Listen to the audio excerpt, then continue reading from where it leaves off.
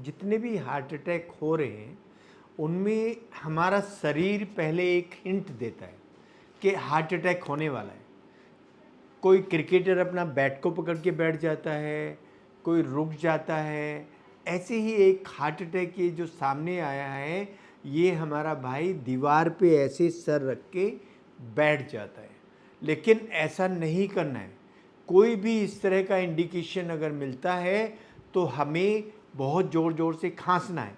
हो हो हो, ये जो आवाज़ है ये आसपास के लोगों तक भी जाएगी और ये हम कफ सीपीआर दे रहे हैं अपने हार्ट को।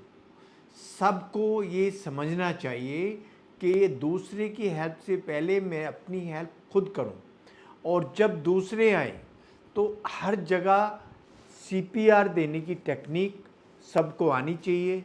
ये गूगल पे अवेलेबल है, सब इसको सीखें। सारे संस्थान एक्सरसाइज कराएं, और सीपीआर अगर आ जाएगा तो हम इतने हार्ट अटैक नहीं देखेंगे, हम रिवाइव कर पाएंगे, कुछ लोगों की जान बचा पाएंगे।